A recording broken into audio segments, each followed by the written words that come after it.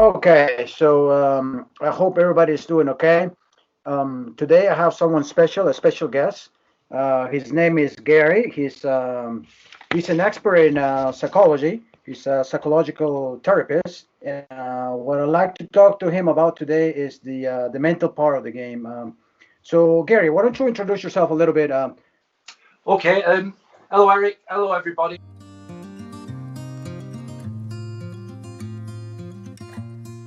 A psychological therapist, but I'm an avid golfer, and I've been playing golf for many years, and I love as much as everybody else does. I used to be really good at golf. It was like 14, 15. I could go around in par all the time, under par. Then I started getting golf lessons, and it ruined my game, really. And I basically got into a paralysis by analysis mode. And it took me years to get it back throughout the journey. I wasn't enjoying it. I couldn't handle disappointment. I couldn't handle distress. I was striving and I was wanting it so bad. I progressively got worse.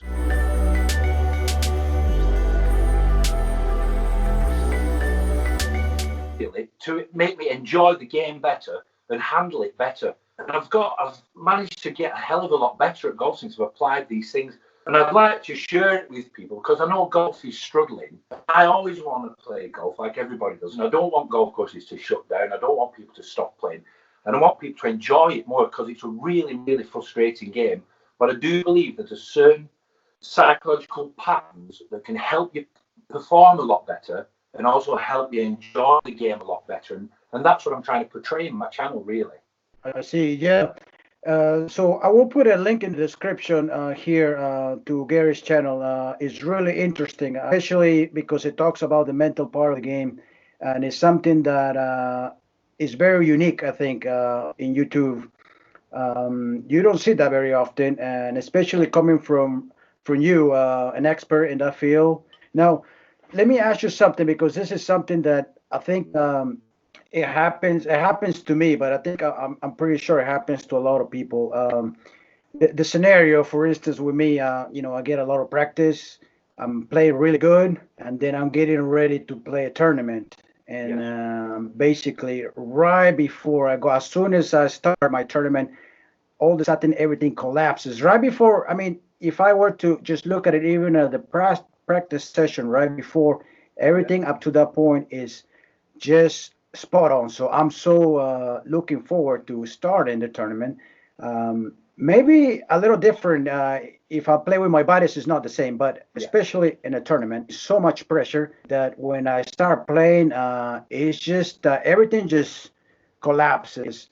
Starting with a t-shirt, I start slicing, I start like, and then from there it goes downhill, and it takes a while to regain my game, Yeah. and a lot of times it's too late. Then you get back to the game, obviously, and then by the time I get back, it's always like, oh man, I should have started a little better, and this Yeah. tends to happen a lot with me. So I wonder what do you think of that? You think this is something that it happens to a lot of people, or what's your take on that? Yeah. I think it happens to everybody, no matter what level you're at. If you look at like what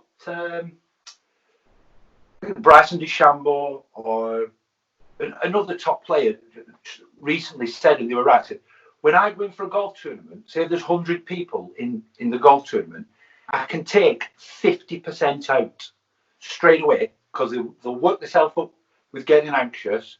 They won't be playing on the game, and they will sort of not know how to come back. So they can rule 50. So he's only playing 50% of the field. This is what he puts into his mind. You could put that into your mind. So 50% of golfers are going to have a nightmare, like you just said, not going to play well. So you can take 50% out of the field, if not more.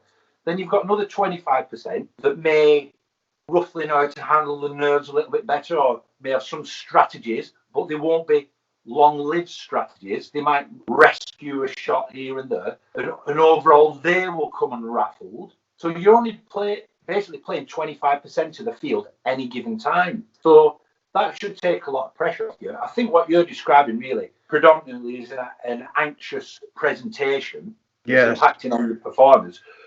And there's nothing wrong with being anxious, Eric. It's brilliant. It's a really good thing. It's useful because we need it to survive. So you've got to make, say if years ago we didn't get anxious, we'd all been eaten by dinosaurs.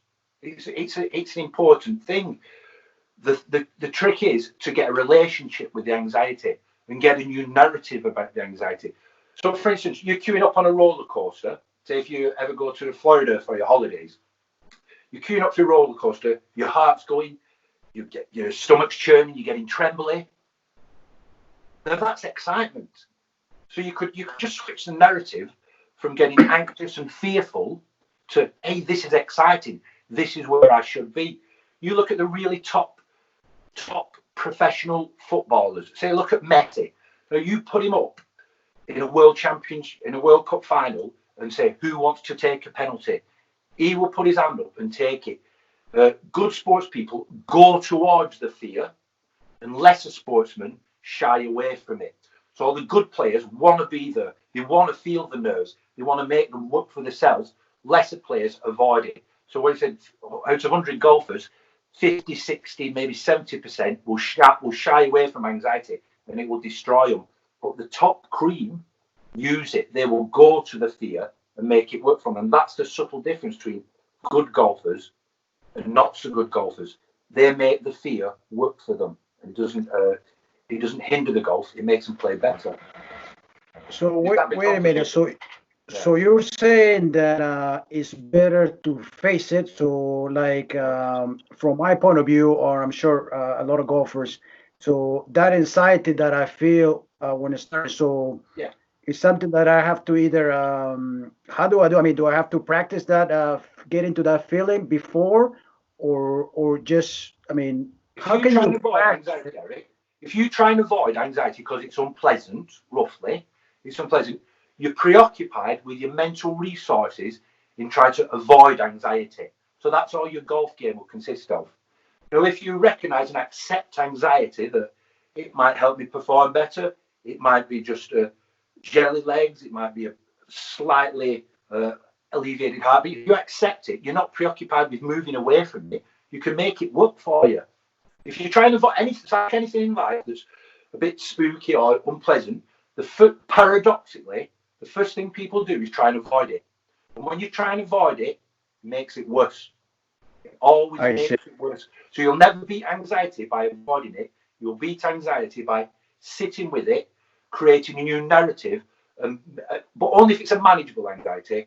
And the other one would be maybe utilising maybe breathing techniques or some mindfulness approaches, just to bring it down to a level where you can perform at an optimal level.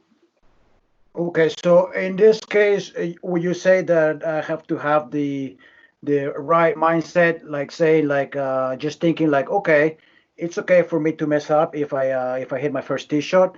If I do, I will just go from there. I mean, have that kind of attitude, or what we? Yeah. It's a better man. You put things in perspective, Eric. It's a game of golf. It's not the end of the world, right? No matter what level, right? It's a game of golf, and we're all lucky to be playing golf. We have the time, maybe we've got the money, the health. We're lucky. No point. So, and if you hit a bad shot, so what? You know, an anxious presentation will make it catastrophic and the end of the world, and it will impact the next performance. A good golfer would say they'll play in the moment, they'll play with the right state of nerves, the right level of nerves, and then they can move on. If they hit a poor shot, so what? They're not ruminating about it in the past. They're back in the moment and they can move on. It's the mindset that's different between top athletes. You know, it's funny that you said that you mentioned it's not the end of the world, because for me, like after I get to the sixth, maybe the seventh hole, or probably earlier, I started thinking that it's like, forget this. Why am I so stressful? It's not the end of the world. The problem with that, and then I get back in my game. But the problem with that is that I already lost, 5, 6 holes that didn't do well. So I think I need to think of that from the beginning. It's very unhelpful, because what can you do really about the last 5 holes? What can you actually do? You can't do anything. They're gone. You're regressing in the past. So the problem is, if you start thinking about the past, you've had it. And if you start thinking about the future, you've had it. You create extra anxieties. So the key is to stay in the moment, and this is where your optimal performance will come from. And you can ground yourself with, like, mindfulness strategies or grounding yourself with the senses. I work with people on a daily basis that have post-traumatic stress disorder. Have you heard of that in Italy? Trauma, so maybe like they've been in a car crash or something. Usually they can think back about things that's happened in the past or think this might happen again in the future, and they can get into that cycle. The key is with that, one initial therapeutic intervention would be to ground them. So you ground them, say, look, right here, right now. Say if you're playing golf, how many noises can you hear now? You count the noises, a bird singing, a car going past, some people talking, a car pulling up in the car. You see how many different colours, how many red things can you see? And if you use your senses, it grounds you, and that kicks in something called the parasympathetic nervous system. And basically that relaxes you, and that puts you in a better performance. Otherwise, you're in a sympathetic nervous system, which is all about fighting and anxiety, and you don't need that extra anxiety because the blood rushes away from your head to your big muscles, and that's not really what you need for golf. Maybe it's all right when you're boxing, but you don't need that for golf because you've got these so many minor motor neuron skills. You've got to, there's feel, touch, judgment. You don't need big muscles. Exactly. Exactly. And grounding is a brilliant one, Eric. Mm-hmm. But you need to practice it. I see, and like when we watch on TV, you have to say that the pros have this they're really good at that, especially when this is what we see a lot. I think the pros they miss that one shot, and they're able to just get back in the game right in it. I mean, they don't waste any time. Yeah. Well, you see, not all pros do it. When you watch TV, golf, you'll see pretty much a lot of the same names coming up, won't you? They're all there or thereabouts. And the rest. Right. Have you heard of what's this guy called? Oliver. I can't remember his name. Oliver something. He scored a 59 on the European tour. Brilliant record. 59. What a great round. He must have every skill that's needed to be a golfer. Apart from the skill, he can't keep repeating it. You've never heard of him since. So there's a difference. The top players, they are not frightened. They'll use anxiety. They use anxiety as an ally. They feel they belong there, and they don't run away thinking about what's the next shot going to be, and they don't start regressing about the past.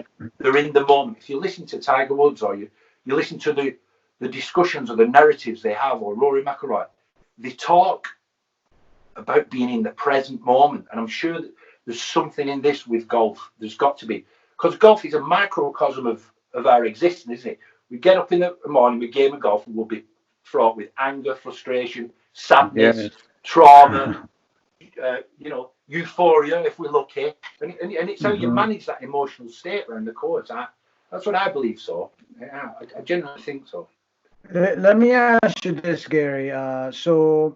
In your opinion, how can we improve this? But obviously, because this it has nothing to do where maybe you need to work on your drives, you need to work on your short game. Nobody ever talks about I need to work on my mental game, and nobody even knows, I think, what things you can do apart from when it's time to do it, when you're faced with that tournament or that important game. Do you think there's anything that you can practice or you can train your brain, as a routine, so that they can help you with a tournament, or is it very difficult to do this? What can you? Is there anything that you can do to help you? Yeah, look, Eric. The way I see it, most amateur golfers and maybe some professionals are preoccupied with performance. And that will always be a lose. I'm not saying don't have goals, but if you're preoccupied with performance, you will always face a losing battle. 20 handicappers, I want to be 19 handicapper. You get down to 90, I want to get single figures. You get single figures, I want to be pro. You get to pro, I want to win a tournament. You win a tournament, I want to win a major. I want to win 20 majors. It's a never ending. So when you're preoccupied with performance, you'll always be on a hiding to nothing. There's nothing wrong with having goals. So what you've got to factor in it is enjoyment, because when you're enjoying something, no matter how bad it is, if you're enjoying it, your anxiety levels will go down, and then what will happen? Your learning will kick in. It's like, the way I see it, there's a triangle. Okay. And at the top, you've got performance. And we all want to perform well, but you'll never, ever meet those goals at golf. You won't, because the game's designed never to be won. Nobody's ever hit the perfect round of golf. You can't do it because yourself gets in the way. So you've got to factor in is enjoyment. When you've got to factor in enjoyment, when you're playing bad, you've still got to learn to appreciate it and enjoy it. Yeah, you've got to put that in it. Like you say, it's only a poor golf shot. It's only one bad shot. It's only two bad shots. It's only a bad round, but I've had a really good time. You've got to factor that in. And then when you can get more relaxed about it, then your learning will kick in. Your improvement will kick in, but only when you're enjoying it and relaxed. Because if you're in a threat mode, you're threatened, you're anxious, the front part of your brain is called the amygdala, right? And it's lit up. Ooh, I'm going into a bad shot. This is going to be a disaster. That's lit up. But the bit that you need for learning isn't lit up. You're too busy focused on threat. So you need to dampen the threat so the learning can kick in. So you learn to enjoy it. Then you learn how to trust yourself and be a better golfer. Then your performance will go up. So can you see there's like a little triangle, Eric? So I see. You've got to try and learn to enjoy it, learn to tolerate distress, anxiety, emotional state. You learn those things, then your ability to play will go up and your performance will get better. But don't have too many goals that are unrealistic, you know. Right. I bought a £600 driver, therefore I should hit it 300. I'm not having much of this. The average handicap, and if any of your viewers wants to argue with me, but I would argue strongly that it hasn't altered since handicaps began. In fact, maybe for the very top sliver of the high professionals, they've improved. But I could give somebody €1 million to go and spend in a golf shop and have lessons. It doesn't mean they get any better. Look at Donald Trump. He's rubbish. He's got best coaches in the world. So I don't think having money and the best equipment equates as much to good golf as having a good golfing brain. But so now that you mentioned that, you think like, could this be possible? Because I think it does happen to a lot of golfers. As soon as you get a new driver, a new 3-wood, or a new set of irons, then all of a sudden they're starting playing. It's true though. They start. I think does that just feed their confidence? Is that all? Is that all it's doing? Because it is true that they improve the performance, and they try to make sense because oh no, it's the new irons, it's the new clubs, and then and I think after a while it goes back. They go back into the same player, but you get like a little bump, a little, I've seen this. A lot of players. You see, I've got this new putter, it's brilliant. I've got this new driver, it's brilliant. And it's a peak. All that does, Eric, it breaks a cycle of thinking. So this is your cycle of thinking. I'm in this rut, and you throw something in, and it will change it for a little while. But you're still entrenched with your own belief systems and your own abilities or inabilities to cope with like distressing situations on a golf course. If everybody had £1 million and bought the best set of clubs, we'd all be good at golf. And it doesn't work like that. Or TrackMan, or all the tools. It doesn't matter. Jack Nicklaus will beat me with a walking stick. Tiger Woods will beat anybody, anybody with a 7-iron. The clubs I think they're arbitrary. I don't think it really matters that much unless you're really good and you're up there and you're consistent and you're in that much of the population of the world.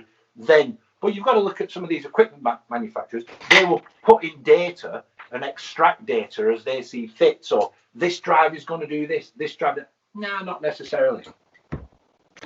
And so let me ask you this: What would you say is they talk about being 80%? Do you really think that golf is 80% mental, or would you agree with that fact, with that opinion, or what would you say? I believe that very good scoring golf is very high up mentally. I think, I'd probably say, if you give 100 people all the same golf clubs, the people that would win all the time, they would be operating and they all have the similar swings, Mhm. roughly the same handicap. It's the person with the strongest or the most intelligent mind will win time and time again. As Mhm. Bobby Jones says, the most important yardage on a golf course is the 6 inches between your ears. And Mhm. it's true.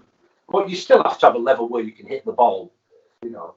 But I I believe see. that But see, everything keeps coming back into that the mindset. So what about those who are like maybe they have anxiety issues? I mean, would they ever be able to get better to overcome this anxiety and just become better golf players, or do you think it's just down to those people who can control it, or eventually you can control it with some practice somehow? If you maybe if you're exposed more, maybe if you play more tournaments, you get used to that feeling. Do you think? you can get habituated to a feeling that it doesn't impact as much. But look, Eric, you've just got to get your head around some basic things. To like a beginning golfer, it's going to be a game of disappointments, right? Get your head around it. Don't demand too much. It's fine, some good. Get your head around it. Don't react to bad shots because you'll hit miles more bad shots than you'll ever hit good shots.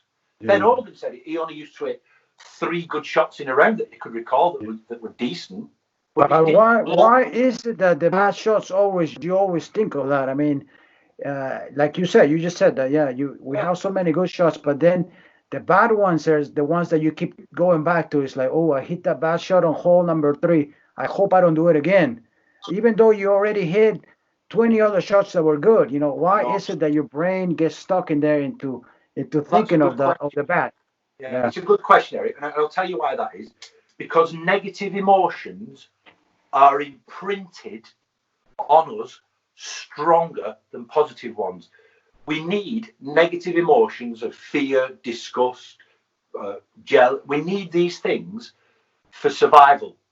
The world's not all a beautiful place and everything's fantastic. We have to have uh, sort of negative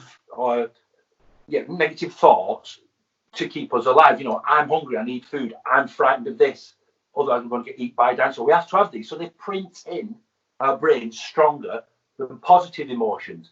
Positive emotions of you uh, running down the roads, smelling the flowers, and the world's a beautiful place. That's great. You've nothing to fear. So that will occupy that much of your brain. But to keep you alive, you have to have negative emotions. So you've hit bad shot after bad shot, you've shanked it. These things will imprint in your mind bigger. That's why it's really important not to dwell on negative shots, but to Mhm. celebrate your good shots. Use your resources. Say, I've hit a great shot. Then go into that. Otherwise, you're going to get skewed negatively with this Mhm. overwhelming negative thoughts because your brain's used, it has pathways to link up to them because they're associated with fear. So you've got to get your head around that. Celebrate good shots, celebrate a lucky shot, whatever, but don't dwell on this negative stuff or past tournaments or fearful holes because they will imprint and make bigger neural pathways in your head than good shots unless you I balance see. it up. That's why good Okay. golfers, they get good and then they get better and then they get up there, don't they? You see your good golfers, they go, the next minute, they're there at top of the leaderboard every day. Mhm. They're there all the time. That's the mindset they get, where you see good golfers that potentially have had demises in their career, like Ian Baker Phoenix won the Open. I mean, the list is endless. They've got into a negative spiral. It's imprinted. Anxiety's gone through the roof. Mhm. You never see them again. Yeah, a So lot you of people see, have those issues, I think. Yeah, that is a good one. I never thought about that. Celebrate the good shots. So even if you're just practicing, that's a good habit to get into. Just enjoy absolutely. those good shots and let it. Anchor. That's good. So I think that's a good way to. I will think that I will. will think about that on just even practicing when I just in my backyard. I think that's a good. So maybe just take a moment to enjoy the good shot. You know what, And Eric? You're going to hit more bad shots than you're ever going to get good shots when you play golf. So if you want, you've got two choices. You preoccupy yourself with all that 90% of rubbish that we do play when we play golf. You can carry on like that if you want. You've got two choices. Or you gravitate to something that's more beneficial and less anxiety provoking. So I don't really worry if I play don't hit good shots and things like that anymore. I take it as a learning curve, but I don't dwell on it. If you hit a good shot, say, well done, Gary. You made a good effort. You've made a nice swing. And I weigh my thinking on that. I did I did 9 holes. They had a 5 under par for 9 holes. Brilliant. I'm celebrating it. I'm telling you, I'm celebrating it. Brilliant. But before that, I've done a no return and I've done plenty of bad rounds, but I don't go on about that. My mind's queued up enough with negativity because it has to be for survival. So I'm going to throw in celebration of good golf. You've got to do it, Eric. that's a good tip. That's a good tip that I will follow myself, and I think that could really help celebrate and enjoy the good. I mean, good. The good rounds. I guess. Is there anything, Gary? Is there anything else that you want to add about the mental game in golf? Something that you want to? I think we discussed in detail a lot of the aspects of the mental aspects of golf. Is there anything else that you think that we left out or that you want to I've add? got one for you, Eric. Just a quick one. Um, there's a therapeutic intervention that I sort of use sometimes, and it's called self-compassionate cognitive therapy, right? And basically, you've got to be kind to yourself. So, if you're teaching, one of your kids how to do maths and they're getting it wrong, what do you say? You say, well, can I show you how to do it? I know you've tried there. Well done for trying. Maybe we'll get it right next time.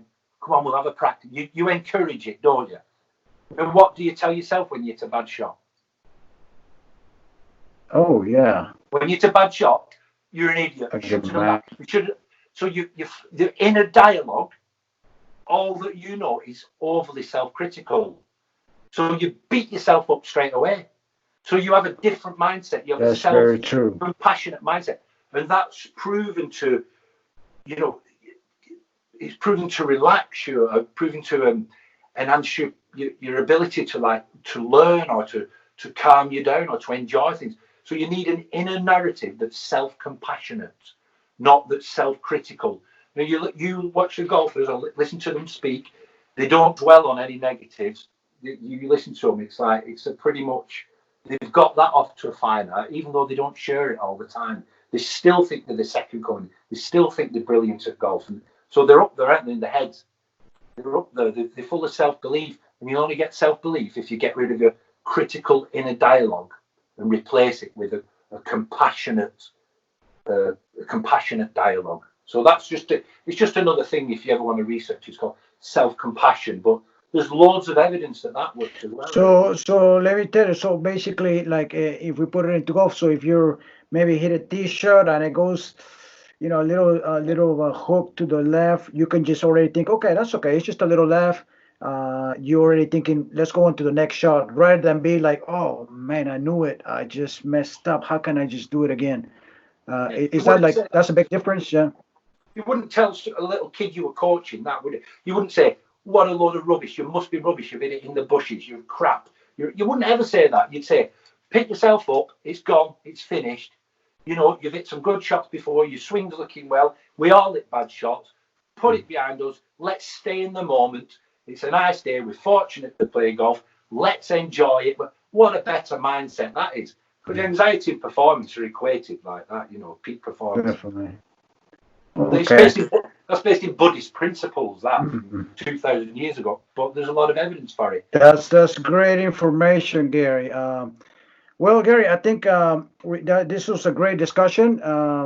Definitely gonna take some of your tips here. Definitely apply it already tomorrow. But I want to thank you again for